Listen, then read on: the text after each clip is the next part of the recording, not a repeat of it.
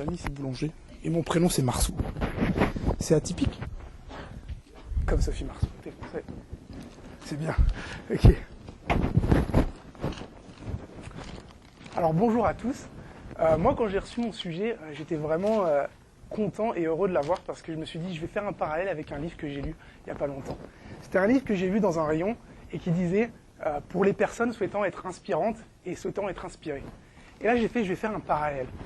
Et mon sujet c'est mieux se connaître, c'est mieux communiquer. Alors, on en a parlé pendant toute la session, la communication c'est partout. Je ne sais pas s'il y en a certains d'entre vous qui connaissent un peu la programmation neurolinguistique, la PNL. C'est une pseudo-science qui se rapproche un peu de la psychologie, on ne va pas aller dans les détails.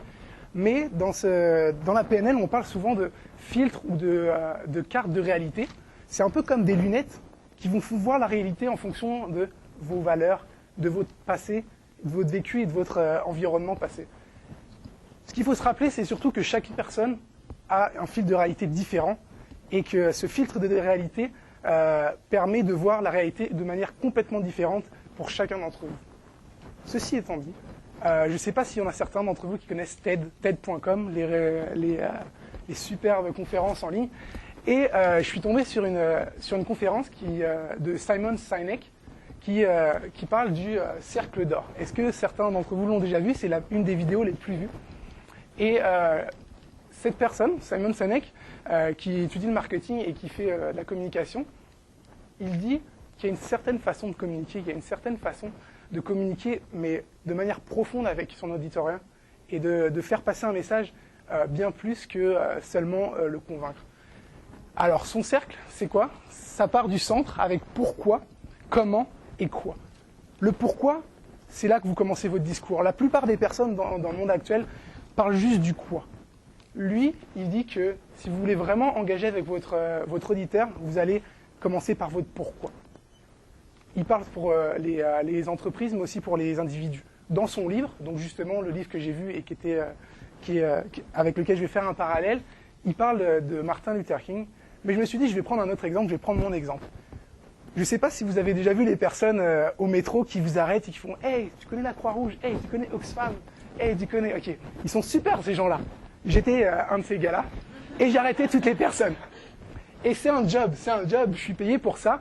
Et c'est super difficile et on apprend tellement de théories de communication là-dedans. Tous les matins, on a 2 heures où on apprend des nouvelles techniques, où on se motive ensemble en équipe. Mais un jour, il y a ma superviseure qui m'a montré ce cercle-là. Et là, ça fait waouh, ça a changé complètement la façon dont je parlais avec les gens. Je suis pas arrivé avec la personne et je lui dis « Hey, salut, tu sais que chaque minute, il y a une personne qui meurt à cause de manque de nourriture, etc. » Non. Je suis parti du pourquoi. Pourquoi je suis là? Pourquoi je fais cette job-là? C'est quoi mes valeurs? Qu'est-ce qui me touche? Pourquoi je suis là, même si je suis payé, à être frigorifié dans le froid, parce que c'est toute l'année, et à parler à des inconnus, alors que je n'étais pas forcément à l'aise au début à faire ça. Et là, tout d'un coup, ça a changé totalement mon discours. Et c'est un job, fait qu'il faut qu'on fasse des quotas, on doit faire un certain chiffre d'affaires, je dirais. Et là, ça a changé complètement ma journée. Il y a petite mamie par-ci, carte de crédit, petit étudiant contre la hausse des frais de scolarité parce qu'il n'a pas d'argent, carte de crédit quand même, il nous donnait.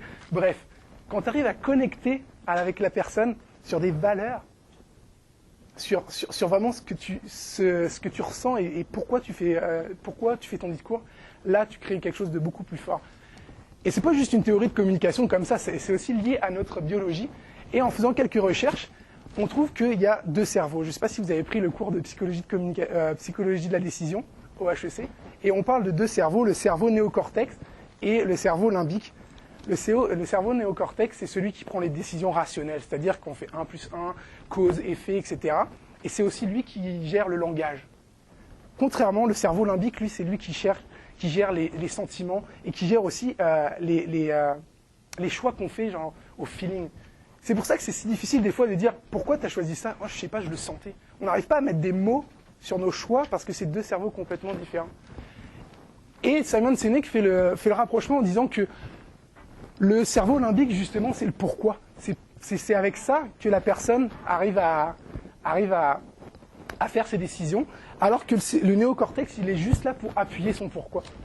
Pour conclure, j'ai envie de dire que mieux se connaître, c'est surtout connaître son pourquoi, c'est savoir pourquoi on est là, pourquoi on a envie de faire ça, quelles sont nos valeurs. Et quand on arrive à connaître ça et qu'on arrive à avoir un auditorat qui a les mêmes valeurs que nous, alors là, on se connecte et puis on arrive à faire des grandes choses et on arrive à bouger des foules. Merci pour tout.